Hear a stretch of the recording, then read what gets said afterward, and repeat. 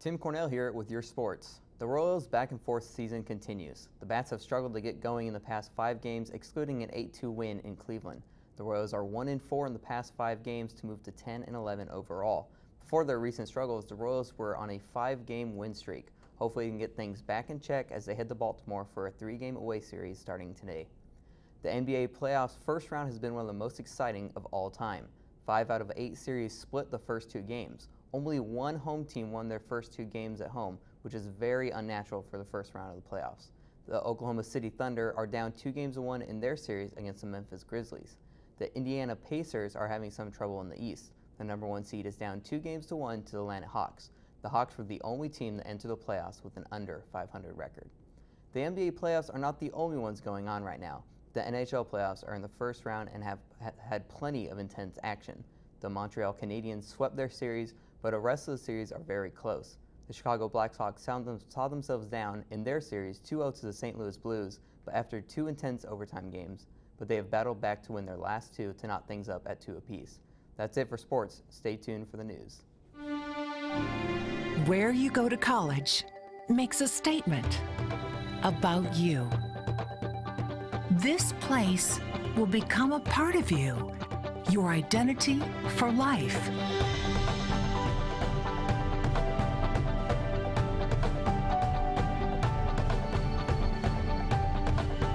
The University of Kansas, a great place to be you. If I had a superpower, what would it be? It would be magic. Yeah, watch. Is that your card? Is that your card? The ability to make lots and lots of money. I could bend silverware with my mind. Is that your card? No. Is that your card? Ah! Or you could just give blood.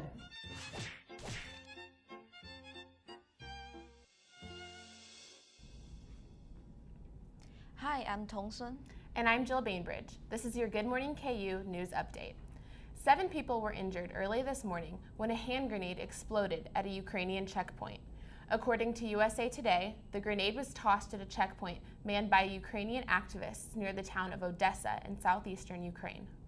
The Federal Communication Commission officially gave up its bid to ensure all Internet content is treated equally, and announced Wednesday that it was proposing rules to let companies such as Disney and Netflix pay Internet service provider for faster links for their streaming content.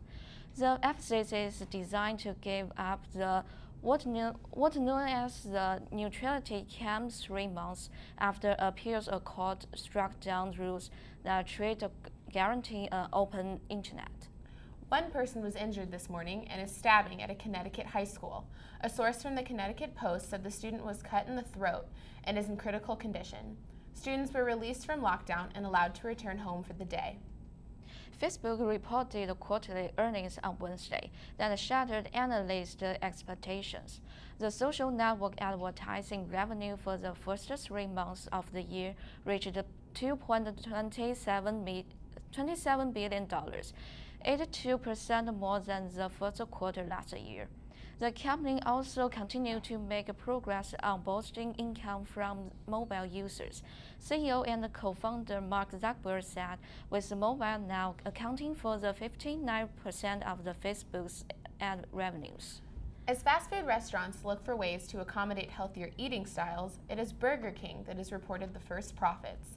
New menu items like lower-calorie Satis fries have boosted sales for the company. Global same-store sales were up 2%. Overall revenue has declined, but with additional cost-cutting allowed for an earnings of 20 cents per share.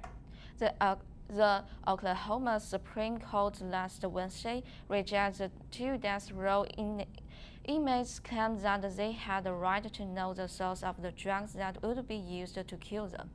The condemned men convicted murderers, Clayton Lockett and Charles Warner's success in getting their executions postponed as they demanded the information in court. The state Supreme Court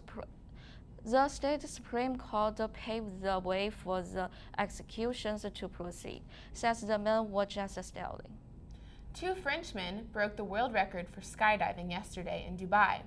Seoul Flyers world champions Vince Refit and Fred Fugan base jumped off of Burj Khalifa, which is the world's tallest building. The 2 men jumped from more than 2,700 feet high.